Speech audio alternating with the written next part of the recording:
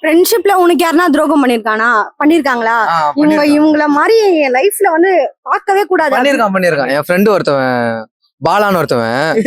அவன் என்னன்னா, நான் எவ்வளவு பேர் வேலைக்கு கூப்பிட்டு ஒரு அண்ணா கூட போவேன். அவன் மட்டும் நான் வரண்டான்னா சரி நல்ல ஃப்ரெண்டு போல நல்லா. ஆனா இப்ப க்ளோஸா தான் இருக்கான், அதெல்லாம் பிரச்சனை இல்லை. காசு விஷயத்துல கரெக்டா இருப்பான். நான்லாம் எவ்வளவு குத்துருவேன், போயிட்டு வாடா வண்டி எடுத்துட்டு போடா அப்படின்னு சொல்லுவேன்.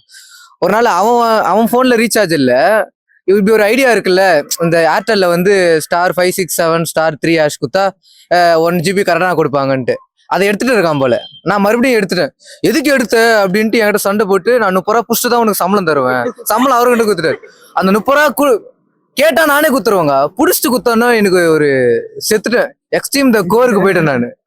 ஒரு ஃபீலிங்னா இப்படிதான் இருக்குமோ, கஷ்டம்னா இப்படிதான் இருக்குமோ அப்படின்ற அளவுக்கு போயிட்டு அதுல இருந்து இப்ப கூட வெளியே வரல. ஒரு 30 ரூபாய்க்கு ஒருத்தன் இப்படி பண்ணுவானா அப்படின்ற கேட்டா நான் வேணா அந்த மொத்த சம்பளமே எடுத்துக்கூடான்னு சொல்லு, நான் 30 ரூபாய் புடிச்சு தான் கொடுப்பேன், நீ யாரை கேட்டு நீ எடுத்த அப்படின்ற மாதிரி கேட்டான்.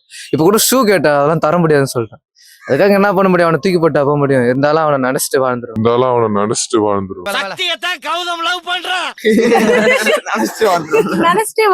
ஃப்ரெண்டா. ஆனா அவனுக்கு க்ளோஸ் ஃப்ரெண்டு சுந்தர்னு ஒருத்தருக்கான். அவன் தான் அவனுக்கு இல்ல இருந்தாலும் பக்கத்து வீடு, ஒன்னா சுத்துவாங்க, ஒன்னா பாப்பாங்க. இது வந்து எனக்கு அவனுக்கு நான் அந்த மாதிரி ஃப்ரெண்டா. நீங்க நினைக்கிற மாதிரி வானவில் கிடையாது, சரிங்களா?